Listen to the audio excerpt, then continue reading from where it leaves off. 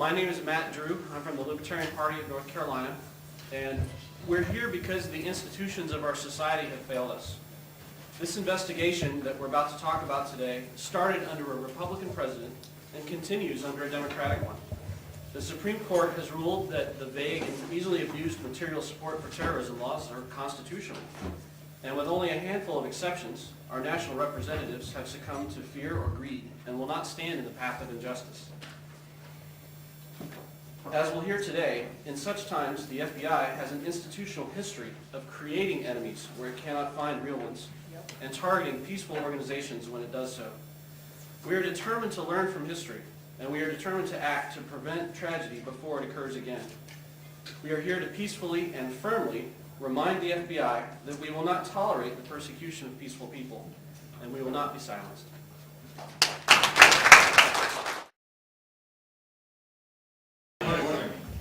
Thanks to everyone for coming here. I'd like to just start by thanking the people who made this happen. So if you are active in the Triangle Committee to Stop FBI Repression, can you just stand up for a minute? We folks have worked really hard to pull this together. We started our committee just a week after the raid, September 24th, and we've been very busy hosting speakers. We meet every 2 weeks. We've organized call-in days, organized several demonstrations outside the federal building. So, we'll be passing out information later today about our next meeting and how you can get involved, but it's going to be this Monday at 6 p.m. We hope that, after what you hear today, you'll be moved to join in our struggle. So next I want to thank everyone who came from out of town. Can you all just stand up for a second? Everyone who came from out of state. So, all right. Yeah. We have Alabama, Tennessee, Georgia, South Carolina. Anyone? No? There's some. Yeah. All right. Cool. And of course our speakers who, they're great. And they came from Minnesota and Chicago. We're going to be introducing them later. I'd like to thank Vimlin's Curry Blossom Cafe for helping with lunch today and donating part of the cost of that. And thank the folks who are doing childcare today, Carly and Lucia. Thank you to Jillian for doing the video work today. And I'd like to thank all of our 37 co-sponsors for this conference. And I'm just going to read them really quick because it's a great list. So we have the ACLU of North Carolina, the Asheville Committee to Stop FBI Repression, Asheville Students for a Democratic Society, the Atlanta International Action Center, Balance and Accuracy in Journalism, Blackwater Watch, the Charles M. Jones Peace and Justice Committee of the Community Church of Chapel Hill Unitarian Universalists, the Durham Bill of Rights Defense Committee, not one, but 2 Freedom Road socialist organizations, the Green Party of the United States, Internationalist Books in the Name of Humanity, Israeli Coalition Against House Demolition, Jews for a Just Peace, the Libertarian Party of North Carolina, the Muslim American Society Freedom Foundation, the NAACP Chapel Hill Carborough Branch, the National Lawyers Guild at UNC and the whole Southern region endorsed this, the NC Stop Torture Now Coalition, North Carolina Peace Action, the Orange Chatham Progressive Democrats, the Orange County Bill of Rights Defense Committee, the Orange County Peace Coalition, Raleigh Fight Imperialism Stand Together, Raleigh Fruitcakes, Southern Anti-Racism Network, the Triangle Committee to Stop FBI Repression, Tuscaloosa SDS, UE Local 150, the North Carolina Public Service Workers Union, and you all should see some literature on your tables about how to support their struggles. The UNC Chapel Hill SDS, UNC Students for Justice in Palestine, the U.S. Human Rights Network, Veterans for Peace, the Winthrop University Socialist Student Union, and the Women's International League for Peace and Freedom. So let's give them a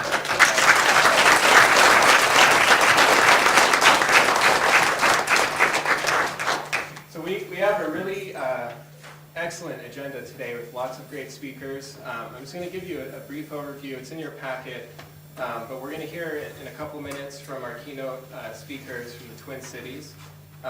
We're going to follow that with a brief call for donations to help with the Legal Defense Fund.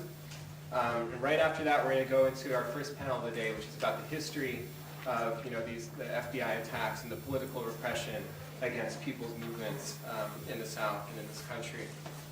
And we're going to break for lunch for an hour, and we ask that folks are back here at 1:15 sharp, because right after that we have a really great panel, and we're going to have 7 speakers. There's one addition to the agenda which came in late, and we're really honored to have Layla Yagi here, who's the mother of one of the North Carolina 7, if you all are familiar with that case. She's mother of Ziad Yagi, who's facing life in prison for taking an overseas trip. So we're going to hear about some of these real examples of the ongoing repression and the context for these raids that took place on the anti-war movement. We're going to take a quick break after that, and then we're going to have, we're going to talk about actions. We're going to talk about, we're going to give a chance for everyone to report on what they're doing locally. What kind of tactics are you using? What are your protests looking like, and what kind of messaging do you use? And then we're going to talk about an action plan from the National Committee to Stop FBI Repression. And during that time, we're going to talk about what are we going to do if the government does this or that? How are we going to respond? And then finally, we're going to have some time to sum up the conference, get your feedback, and assess where to go from here. It's not on the agenda, but after that all ends, whoever wants to, we can go to Med Deli on Franklin Street for dinner afterwards. A nice big space that can accommodate most of us. So, with that, I think everyone's a little sleepy, so maybe we could start with a little chant. Our civil liberties are under attack. What do we do? Stand up, fight back! Our democratic rights are under attack. What do we do? Stand up, fight back! Solidarity is under attack. What do we do? Stand up, fight back! All right, you are going to have to be a little bit louder. Our civil liberties are under attack. What do we do? Stand up, fight back! Our democratic rights are under attack. What do we do? Stand up, fight back! Solidarity is under attack. What do we do? Stand up, fight back! What do we do? Stand up, fight back! All right, cool.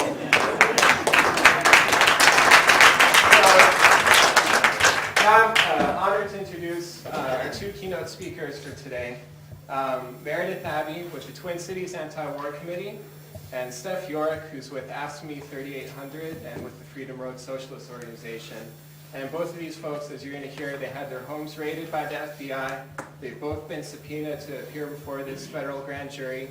And, they both have families who have suffered from this repression, young kids who have been traumatized by these raids. And, I really want you all to welcome these folks, because they've dedicated their whole lives to struggling for justice for all people. And they've, put decades and decades of their lives into building the labor movement, into building a Palestine solidarity movement, into building the movement to support the people of Iraq and Afghanistan, from the occupations that have caused so much harm and devastation. So please welcome them.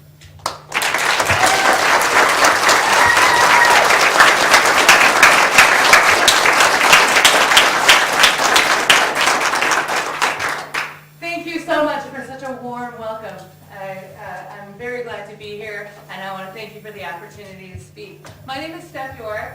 I have been active in the peace and justice movement since 1991, when I got active as a student against the Persian Gulf War in 1991. And since then, I've remained active in the anti-war movement.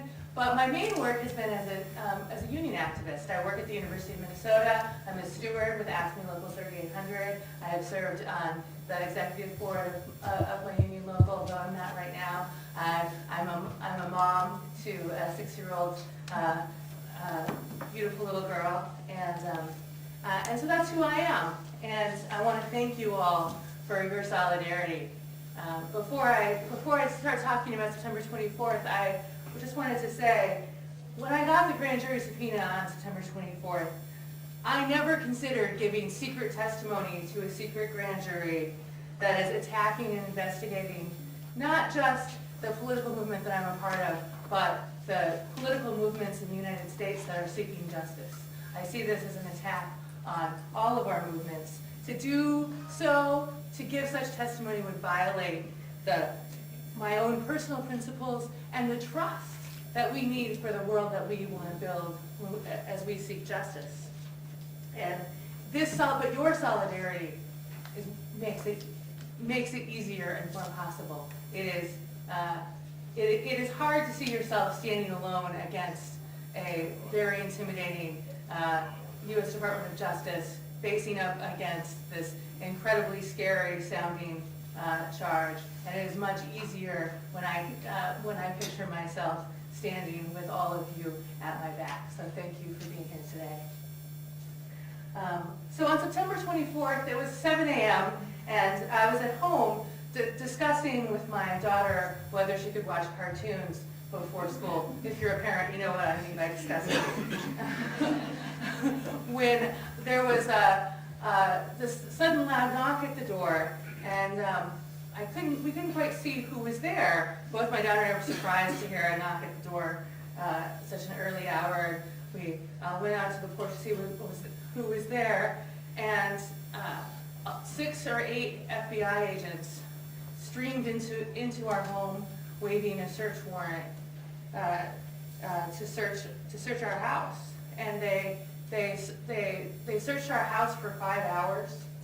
They took laptops and music CDs and books and papers, rifled through my entire life, both my political history and my personal life and my bookshelves.